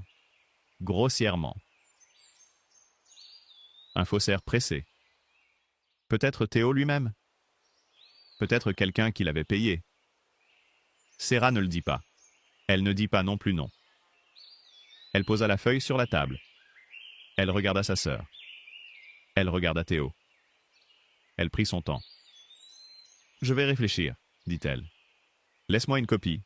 Je te donnerai ma réponse dans une semaine. » Théo échangea un regard rapide avec Ophélie. « Une semaine, dit-il. »« Bien. » Il laissa la chemise verte sur la table. Ils remontèrent en voiture. Ils firent demi-tour. Ils redescendirent le chemin de pierre. Antoine, qui n'avait pas dit un mot pendant toute la scène, tourna la tête vers Sarah. « Tu as vu leur voiture ?» dit-il seulement. « Oui. Faut faire attention ces jours-ci. Attention le soir surtout. Les gens comme ça, ils reviennent pas les mains vides. » Sarah hocha la tête. Elle regarda la chemise verte sur la table. Elle la prit, elle la glissa sous son tablier. Elle appela Maître Delaunay dans l'après-midi, le notaire à Alès. Elle prit rendez-vous pour le lundi suivant. Elle apporterait le faux testament. Elle apporterait le carnet. Le lundi, elle n'y alla pas. La nuit du vendredi au samedi, Sarah dormait dans la chambre du fond, celle qui avait été celle de Mémé. Elle avait refait le lit avec un vieux matelas de laine acheté au marché aux puces, une couverture rouge, 2 oreillers. Chouchou dormait au pied, comme chaque nuit, roulé en boule sur une couverture pliée en 4. Il devait être 3 heures du matin quand la chienne se dressa. Elle ne grogna pas. Elle ne bougea pas d'un poil. Elle resta assise, immobile, les oreilles droites, le nez levé. Puis elle poussa un aboiement bref, très bas, à peine audible. Un aboiement de gorge, puis un autre. Elle vint sauter sur le lit. Elle tira le drap avec les dents. Elle poussa le bras de Sarah avec la truffe. Sarah ouvrit les yeux. Elle sentit tout de suite l'odeur. Pas le feu de cheminée, le vrai feu, le bois qui brûle vite. Elle se leva d'un bond. Elle courut à la porte de la chambre. Elle ouvrit. Un mur de fumée noire et chaude la fit reculer. Le salon était en flammes. Les rideaux flambaient. La table de châtaignier flambait. La chaise près de la cheminée flambait. Une bouteille en plastique fondait sur le carrelage. Cette odeur-là, elle la reconnut. L'essence. Elle referma la porte. Elle appela Chouchou. Elle mit un chiffon mouillé sur son visage. Il y avait un seau d'eau près du lit. Elle en avait toujours un. Elle poussa la fenêtre de la chambre. La fenêtre donnait derrière, côté bergerie. Elle enjamba. Elle appela Chouchou. La chienne sauta. Elles atterrirent dans le potager. Sarah courut vers la cour. Elle vit tout de suite. La bergerie n'était pas touchée. Le feu n'était que dans la maison. Il montait vite. Les tuiles neuves commençaient à noircir. Elle se retourna. À 20 mètres, une silhouette traversait la garrigue en courant. Une deuxième un peu plus loin. Une lampe torche s'éteignait. Un moteur démarra. Une voiture s'éloigna sur la piste basse, celle qui coupait par le vieux chemin de Charbonnier, une piste que seul un habitant du coin pouvait connaître. Ou quelqu'un qui s'était renseigné. Sarah ne les suivit pas. Elle courut vers le puits. Elle tira le seau. Elle courut vers le mas. Elle jeta l'eau sur les flammes de l'entrée. Un seau. Rien. Elle repartit. Elle repartit encore. Elle avait les mains brûlées. Elle ne le sentait pas. Elle entendit alors une voix, derrière elle. « Sarah, arrête !» Antoine arriva en courant. Il avait vu la lueur du mas depuis chez lui, à 4 kilomètres. Il avait pris sa 4L, il avait roulé sans phare dans la nuit, il avait appelé les pompiers de Saint-Ambrois depuis la cabine du village. Il attrapa Sarah par le bras. « Laisse la maison. La maison, c'est rien. Les papiers, le carnet, il faut sortir ce qu'il y a de récupérable dans la chambre du fond avant que ça prenne. Vas-y. » Sarah rentra par la fenêtre. Elle prit le carnet, planqué sous le matelas dans une boîte en fer blanc. Elle prit la chemise verte avec le faux testament. Elle prit le vrai. Chez Maître Delaunay, c'était une copie. L'original, elle le gardait dans une pochette de plastique agrafée sous le tiroir de la commode. Elle prit sa boîte à souvenirs, celle où étaient rangées les seules photos de mémé qu'elle possédait. 2 polaroïds jaunis d'un été d'enfance. Elle ressortit par la fenêtre. Le feu, lui, s'arrêta. Pas parce que Sarah l'éteignit, parce que les incendiaires avaient été pressés, mal formés, mal préparés. Ils avaient versé l'essence dans la mauvaise pièce. Le salon flambait, la cuisine attenante prit un peu, une poutre carbonisa. Mais les murs de pierre sèche, épais d'1 mètre, refusèrent de conduire le feu. Le Mistral, qui aurait tout emporté ce soir-là, n'était pas là. Il n'y avait qu'un léger vent de sud tiède. Les pompiers arrivèrent en 25 minutes. Ils travaillèrent 2 heures. Ils sauvèrent la structure. Le salon serait à refaire, tout. Le carrelage, la cheminée noircie, les poutres apparentes. 1 année de travaux, avait dit 1 an plus tôt Léonard Bessières. Cette fois, 2 mois suffiraient. Mais 2 mois pendant lesquels Sarah n'aurait plus de maison. 2 mois où elle allait devoir dormir dans le van, comme avant. Le lieutenant des gendarmes de Saint-Ambrois arriva à 7 heures du matin avec un adjoint. Il s'appelait Le Bihan, un breton monté dans le sud pour ses enfants. Un homme rond, calme, méthodique. Il regarda les restes de la bouteille en plastique. Il flaira le carrelage. Il regarda la piste basse, les traces de pneus qui n'étaient pas ceux d'une voiture du coin. Il posa des questions à Sarah pendant 2 heures. Il notait dans un petit carnet. « Mademoiselle Colbert, dit-il à la fin, on est bien d'accord. Ce n'est pas un accident. Ce n'est pas un mégot. Ce n'est pas la cheminée. » « Vous avez des ennemis ?» Sarah respira. Elle sortit la chemise verte. « Lieutenant, dit-elle, j'ai reçu ceci mardi. Un faux testament. Ma demi-sœur et son fiancé sont venus me le remettre en personne. Ils voulaient racheter la ferme à 1/5 de sa valeur. Je devais donner ma réponse aujourd'hui. » Le Bihan prit la feuille. Il regarda. Il tourna la page. Il tourna encore.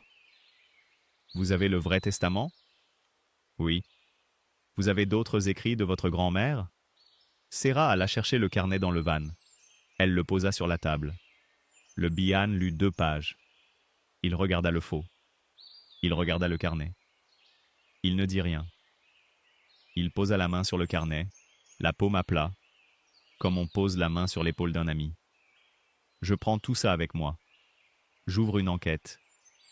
Vous portez plainte pour tentative d'incendie criminel, pour tentative d'escroquerie à la succession, et pour faux et usage de faux. On va voir. Ne parlez à personne.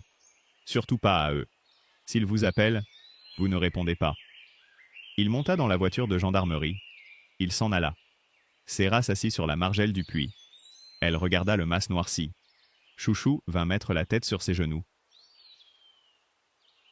Antoine était appuyé contre la 4L. Il roulait une cigarette avec des doigts qui tremblaient un peu. Le soleil montait au-dessus des Cévennes, jaune sale. « Bon, » dit Antoine. Il alluma sa cigarette. « Il va falloir tout refaire, une 2e fois. Ça te va ?» Sarah le regarda. Elle avait le visage noir de suie, une main bandée avec un torchon, les cheveux collés à la tempe par la sueur. Elle sourit. Un sourire dur, ferme, qu'elle n'avait jamais eu avant. « Ça me va, Antoine. Ça me va très bien. » Elle repensa à la dernière page du carnet. Un jour, ils se retourneront, et ils verront ce qu'ils ont perdu. Elle n'en était pas encore là. Elle en était à la partie plus longue, celle où on se relève. L'enquête fut plus rapide que Sarah ne l'avait imaginé. Le lieutenant Le Bihan était un homme patient, mais efficace. Le laboratoire de la police scientifique de Nîmes analysa le faux testament en 10 jours. L'encre, le papier, le trait, l'inclinaison. Le graphologue rendit un rapport de 23 pages qui concluait, sans réserve, que l'écriture était imitée. Imitée avec application, mais imitée. L'auteur avait tenté de reproduire le XY d'Yvonne, mais s'était trahi sur les liaisons intérieures. Le C aussi. La signature surtout. Les experts remontèrent au papier. Un papier verger produit par une papeterie de Saint-Étienne, mise sur le marché 2 ans après la mort d'Yvonne. Rien de plus. Le testament était forcément faux. Il n'existait pas de discussion possible. L'enquête sur l'incendie fut plus longue. Les traces de pneus donnèrent un modèle de fourgon utilitaire loué. Le lieutenant Le Bihan éplucha les locations dans un rayon de 200 km. Il trouva un utilitaire Kangoo loué à Villeurbanne dans la nuit du jeudi, rendu à Villeurbanne le samedi matin. Payé en espèces. Nom d'emprunt. Vidéosurveillance du parking. 2 hommes. L'un de 30 ans environ, l'autre plus âgé. Ni Théo, ni Ophélie. Des exécutants. Il fallut 3 mois pour remonter jusqu'à eux. Le plus vieux, un dénommé Marcel Rivière, avait déjà été condamné pour 2 affaires de recouvrement violent à Lyon. Il craqua vite. Il donna le nom du commanditaire. Il donna la somme. 6 000 € pour effrayer, 15 000 en tout si la maison brûlait complètement. Il donna un enregistrement audio, un message vocal effacé mais récupéré, où une voix féminine, reconnaissable par une expertise vocale, disait « Il faut que ça soit fait cette semaine, Marcel. Elle a rendez-vous chez le notaire lundi. Vous comprenez ce que ça veut dire. » La voix était celle d'Ophélie Rougier. Théo Rambert et Ophélie Rougier furent mis en examen en février, 4 mois après l'incendie. Tentative d'incendie criminel en bande organisée, escroquerie à la succession, faux et usage de faux, association de malfaiteurs. Ils sortirent sous contrôle judiciaire, mais ils étaient interdits d'entrer en contact avec Séraphine Colbert, interdits d'approcher à moins de 100 km du MAS, interdits de quitter le territoire français. Théo perdit son poste de cadre au sein d'un cabinet lyonnais. Ophélie fut lâchée par ses amis en 3 semaines. Béatrice Rougier ne fut pas mise en examen. Rien ne prouvait qu'elle avait su. Elle jura qu'elle n'avait pas su. Bertrand Rougier, son mari, cessa de lui adresser la parole. Il resta pour la façade. Il dormait dans 2 chambres. Serra n'assista pas aux confrontations. Elle refusa.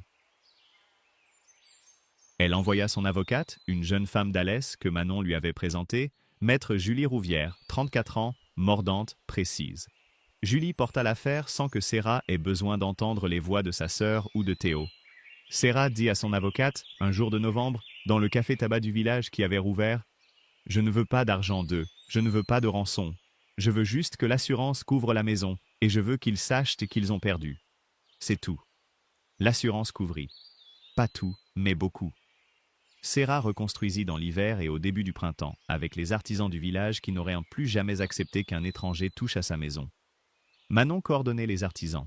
Elle avait toujours été douée pour ça. Antoine dirigeait la remise en état de la bergerie et du potager. Il avait des idées sur tout.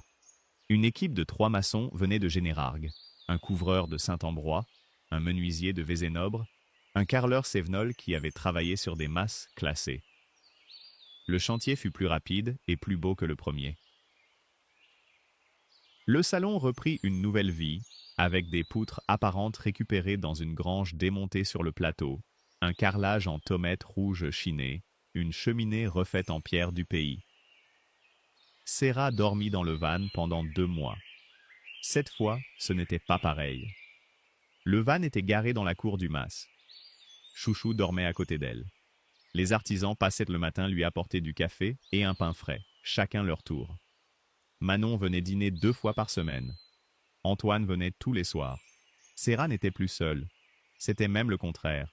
Elle avait trop de monde, parfois, autour d'elle. Elle allait s'asseoir sur le rebord du puits pour respirer un peu. Elle emménagea de nouveau dans le mas fin avril. Le premier soir, elle fit un feu dans la cheminée reconstruite. Elle fit rôtir des châtaignes. Manon et Antoine étaient là. Chouchou dormait sur le tapis neuf. Antoine, appuyé sur son bâton, regarda la pièce en silence longtemps. Puis il dit « C'est plus la maison d'Yvonne. C'est ta maison. » Serra hocha la tête. Elle sentit que quelque chose s'était refermé, doucement, comme on ferme une porte qu'on n'ouvrira plus. Le procès eut lieu en juin. Serra n'y alla pas non plus. Julie l'appela en fin de journée. Théo Rambert, 4 ans de prison, dont 2 fermes. Ophélie Rougier, 5 ans, dont 3 fermes. Ils allaient faire appel. L'appel confirmerait. Un mandat de dépôt fut décerné dans la salle d'audience contre Ophélie, qui partit menottée. Théo pleura devant les journalistes. Julie dit à Serra au téléphone. « C'est fini, Serra. C'est fini pour eux. Et tu ne dois rien à personne. » Serra remercia. Elle raccrocha. Elle sortit dans la cour. Chouchou trottina derrière elle. Elle regarda les Cévennes. Elle attendit qu'un sentiment vienne. Une joie. Une revanche. Une jubilation. Rien. Elle sentit seulement de la fatigue. Une fatigue vieille de 3 ans qui commençait, lentement, à quitter ses épaules. Elle rentra. Elle mit une casserole d'eau à chauffer. Elle prépara une tisane de mélisse. En juillet, 2 semaines après le procès, une lettre arriva au mât. Une enveloppe blanche, longue, formelle, un timbre normal, une adresse écrite à la main. L'écriture, Serra la reconnut sans réfléchir. C'était l'écriture de sa mère. Une écriture précise, penchée à droite, un peu maniérée, la même que sur les bulletins de notes qu'elle rangeait à l'école primaire. Serra posa l'enveloppe sur la table de la cuisine. Elle la regarda pendant 3 jours. Elle ne l'ouvrit pas. Le 4e jour, en fin d'après-midi, elle la prit. Elle sortit dans la cour. Elle s'assit sur la margelle du puits. Chouchou vint se coucher à ses pieds. Elle ouvrit. Béatrice avait écrit 4 pages. Une écriture serrée, sans marge. Elle expliquait. Elle expliquait tout depuis le début. Elle disait qu'elle avait honte d'écrire, qu'elle ne pouvait pas ne pas écrire, qu'elle ne demandait rien, qu'elle savait qu'elle ne méritait rien. Elle disait qu'elle avait grandi à Saint-Estève dans la honte, qu'à l'école on l'appelait la bâtarde, que sa mère puait le fromage, que ses habits étaient trop lourds pour l'été et trop courts pour l'hiver, qu'elle avait mangé à la cantine avec des cheveux mal coiffés parce qu'Yvonne se levait à 4 heures pour traire et n'avait plus le temps de la coiffer. Elle disait qu'à 15 ans, elle avait juré qu'elle deviendrait quelqu'un qui n'aurait plus jamais honte. Elle disait qu'elle avait épousé Bertrand pour son nom, qu'elle ne l'avait pas aimé, qu'elle avait passé 30 ans à effacer Yvonne, à effacer Saint-Estève, à effacer le mât. Elle disait qu'elle avait effacé Séraphine sans s'en rendre compte, parce que Séraphine ressemblait à Yvonne, parce que Séraphine sentait les plantes comme Yvonne, parce que Séraphine avait ce silence, cette manière, ces mains. Elle disait qu'elle avait cru qu'en donnant Théo à Ophélie, elle protégerait Ophélie, sa vraie fille, la fille de Bertrand, la fille du bon nom. Elle disait qu'elle savait maintenant qu'elle avait sacrifié ses 2 filles. Ophélie était en prison. Séraphine était partie. Elle avait perdu les 2. Elle ne demandait pas pardon. Elle disait seulement qu'elle avait lu l'article, qu'elle avait vu la photo, qu'elle avait pleuré pendant 3 jours. Que sa mère aurait été fière. Qu'elle-même, Béatrice, ne se donnait plus le droit d'être fière, mais qu'elle voulait que Serra sache. Elle avait pleuré. Elle avait pleuré parce que sa fille était devenue une femme qu'elle n'avait pas su voir. La dernière phrase disait « Tu n'as rien à me répondre. Je voulais seulement écrire une fois ce que je n'ai jamais dit. » Serra replia les 4 pages. Elle regarda longtemps la garrigue. Chouchou avait le museau posé sur ses chaussures. Elle rentra dans le mât. Elle rangea la lettre dans le tiroir de la commode, à côté du carnet de Mémé. Elle ne répondit pas. Elle ne répondit pas en juillet. Elle ne répondit pas en août.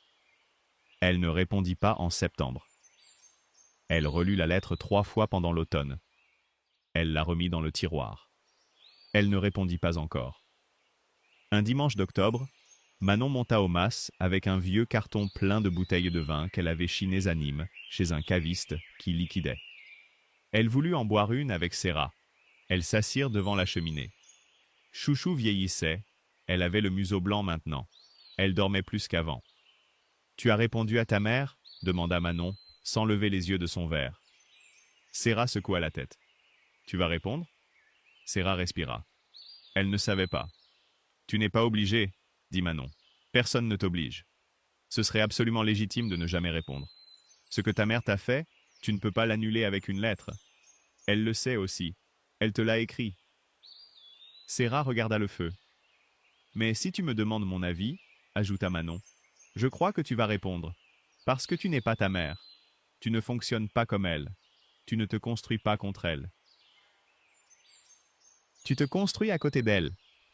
Ce n'est pas pareil. » Serra ne dit rien. Elle répondit en novembre. Elle prit une carte postale au fournil de Manon. Une carte simple, une photo du mas au soleil couchant, une photo que Manon avait prise elle-même l'été précédent et fait tirer en carte chez un imprimeur d'Alès. Serra écrivit au dos, en écriture ronde, à l'encre bleue. « Chère maman, j'ai reçu ta lettre. Je ne suis pas prête à te répondre en long. Peut-être un jour, peut-être jamais. Je voulais que tu saches que je l'ai lu. Je pense à toi. Serra. » Elle posta la carte à Fontaine-sur-Saône. Elle n'attendit rien de particulier. Elle avait dit ce qu'elle avait à dire. Béatrice répondit 3 semaines plus tard. Une carte de vœux pour son anniversaire. Très courte. Merci pour la carte. Bon anniversaire. Maman. Serra la rangea dans le tiroir de la commode, à côté de la première lettre. Ce fut leur correspondance. 2, 3 cartes par an. Rien de plus. Rien de moins. Une porte entrebâillée. Personne ne l'ouvrait davantage. Personne ne la refermait. L'année suivante, les herbes de Mémé Yvonne s'agrandirent.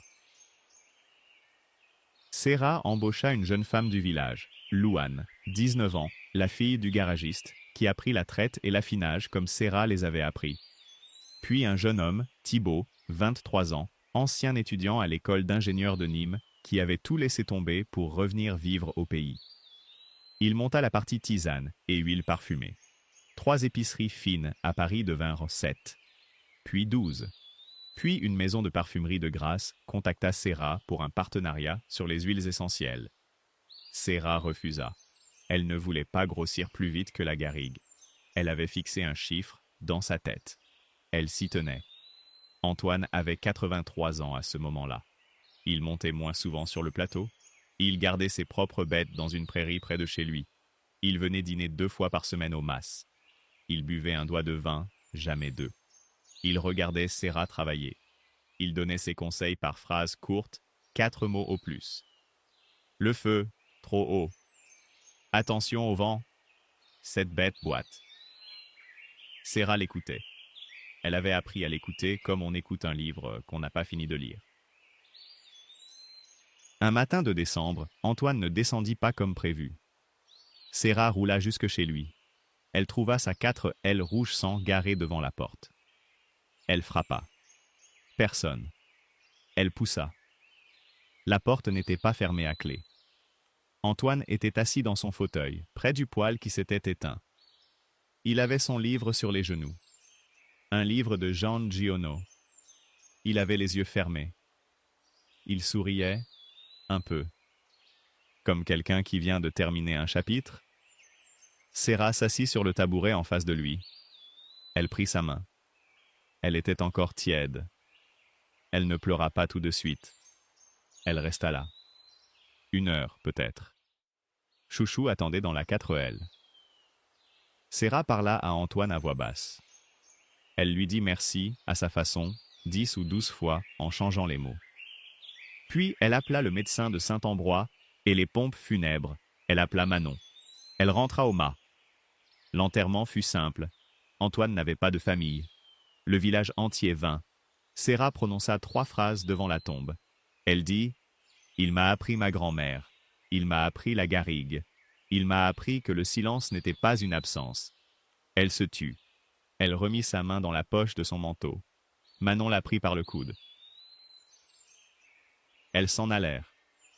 Ce fut la dernière fois que Serra pleura beaucoup. Après Antoine, elle pleura peu. Ce n'était pas de la sécheresse. C'était autre chose. Elle avait, à 35 ans, épuisé les larmes des choses qui font pleurer sans faire grandir. 2 ans plus tard, un jour de mai, une petite Fiat rouge apparut sur la piste du mas. Serra reconnut la marque de la voiture avant de reconnaître les gens qui étaient dedans. Elle posa son sécateur. Elle marcha vers la cour. Bertrand Rougier descendit du côté conducteur. Il avait vieilli. Il avait les cheveux tout blancs maintenant, les épaules voûtées. Il portait un pantalon en velours et une chemise à carreaux. Il n'avait plus rien du beau-père en nœud papillon. Il regardait ses chaussures. Béatrice descendit de l'autre côté. Elle avait 72 ans. Elle avait maigri. Elle portait une robe grise, la robe grise qui allait bien avec le châle en laine que Serra avait tricoté pour elle il y avait longtemps. Elle avait le châle sur les épaules. Serra le reconnut à 3 pas. Béatrice s'arrêta au milieu de la cour. Bertrand resta près de la voiture. Chouchou, qui avait 15 ans maintenant, arthrosique, à moitié aveugle d'un œil, s'avança lentement vers les visiteurs. Elle renifla les jambes de Béatrice. Elle ne grogna pas. Elle retourna se coucher au soleil. Béatrice regardait Serra. Elle avait les yeux brillants, mais elle ne pleurait pas. Elle avait dû décider, quelque part sur la route, qu'elle ne pleurerait pas. Elle ouvrit la bouche. Aucun son ne sortit. Elle la referma. Elle essaya encore. « Séraphine, dit-elle enfin. » Sa voix était petite. « Je ne suis pas venue pour te demander quelque chose. Je suis venue pour te voir. Une fois. J'ai attendu que tu m'invites. Tu ne m'as jamais invité. Alors je suis venue quand même. Si tu veux, on repart tout de suite. » Serra ne répondit pas. Elle regarda sa mère longtemps. Elle regarda le châle en laine grise. Elle regarda Bertrand, qui s'était tourné vers la garrigue pour ne pas gêner. Elle regarda ses propres mains, tachées de terre, calleuses, les mains d'une femme qui savait faire des choses. Elle avait imaginé cette scène 100 fois. Elle avait imaginé qu'elle dirait des mots durs. Elle avait imaginé qu'elle dirait des mots doux. Elle avait imaginé qu'elle claquerait la porte. Elle avait imaginé qu'elle prendrait sa mère dans ses bras. Elle ne fit rien de tout ça. Elle dit « Tu veux un café ?» Béatrice hocha la tête. Elle ne put pas parler. Elle s'assit dans la cour, à l'ombre du grand mûrier que Serra avait planté 3 ans plus tôt. Bertrand accepta d'entrer dans le mas pour se laver les mains. Il ressortit avec le carnet de Mémé à la main. Il l'avait vu sur la commode. Il ne l'avait pas ouvert. Il le tendit à Béatrice. « Béa, dit-il doucement, ta mère a écrit un carnet. Tu devrais peut-être le lire. » Béatrice regarda le carnet. Elle ne le prit pas tout de suite. Elle regarda Serra. « Je peux ?» Serra hocha la tête. Béatrice prit le carnet. Elle l'ouvrit à la première page. Elle lut la phrase d'introduction. Elle referma. Elle mit sa main sur la couverture. Elle resta longtemps ainsi. Puis elle dit, d'une voix qui n'était plus la sienne. « Je le lirai. Pas ici. Chez moi. Est-ce que tu me le prêtes ?»« Je te le prête, » dit Serra. « Tu me le rendras quand tu voudras. » Bertrand versa le café. Il posa les tasses. Il s'assit. Personne ne parla pendant 10 minutes. Puis Serra montra la bergerie. Puis Béatrice demanda comment les chèvres s'appelaient. Serra dit les noms, une par une. Béatrice écoutait. Elle hochait la tête. Elle demanda si Serra faisait le fromage de la même manière que Mémé. Serra répondit qu'elle faisait le fromage comme Mémé, mais qu'elle avait ajouté des choses. 2 herbes. Une fleur. Elles ne parlèrent pas de Théo. Elles ne parlèrent pas d'Ophélie. Elles ne parlèrent pas de ce soir de Noël. Elles ne parlèrent pas des cartes postales. Elles parlèrent des chèvres, du puits, du mûrier, de Chouchou. Elles parlèrent de la garrigue. Ça leur suffit. Vers 17 heures, Bertrand se leva. Il tapota son pantalon. « On va rentrer, Béa. On a de la route. » Béatrice se leva à son tour. Elle serra le carnet contre elle. Elle regarda Serra. « Est-ce que je peux revenir ?» Serra prit son temps. Elle n'allait pas mentir. Elle n'allait pas non plus fermer la porte. « Une fois par an, dit-elle. Au printemps. Le week-end des amandiers en fleurs. Ça me va.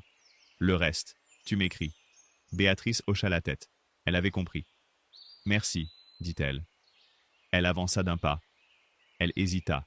Elle avança encore. Elle prit Serra maladroitement dans les bras. 1 seconde. 2 secondes. Elle recula. Elle avait le châle sur les épaules qui glissait. Elle le rattrapa. Elle monta dans la Fiat rouge. Bertrand ferma la portière. Ils partirent.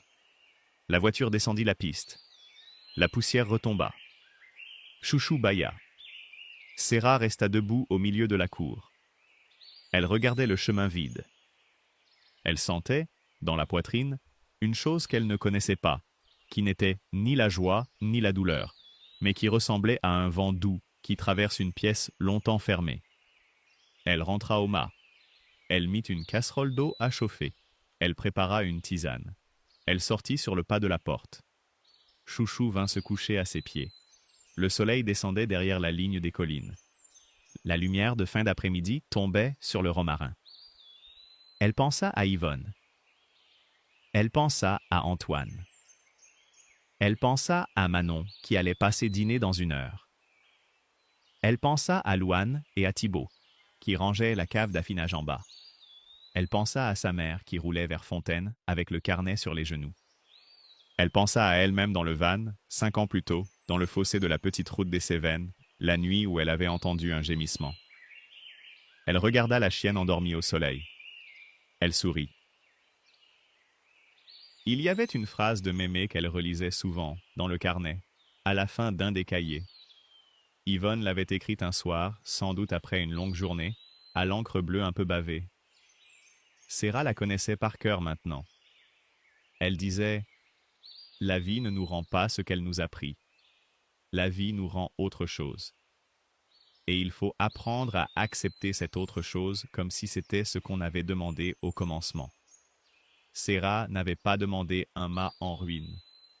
Elle n'avait pas demandé une chienne dans un fossé. Elle n'avait pas demandé un vieux berger silencieux, une amie boulangère, un village qui apprend lentement à ne plus cracher aux pieds. Elle n'avait pas demandé un carnet de 300 pages, elle n'avait pas demandé des mains qui savent faire, un nez qui reconnaît 17 plantes, une marque qui s'appelle comme sa grand-mère.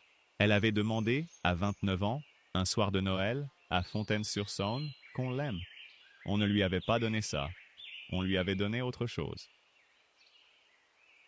Et cette autre chose, à 36 ans, un soir de mai, sur le pas d'une porte au parfum de romarin, avec une vieille chienne à ses pieds, elle acceptait de la prendre pour ce qu'elle avait demandé au commencement. Elle finit sa tisane.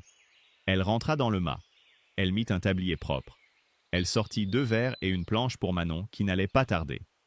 Dehors, le vent traversait la garrigue. Les tuiles chauffaient encore du soleil du jour. La bergerie sentait le foin frais. La cave d'affinage, en bas, gardait sa fraîcheur intacte. Chouchou dormait, une patte qui remuait dans son rêve. Le mas était debout. La femme aussi.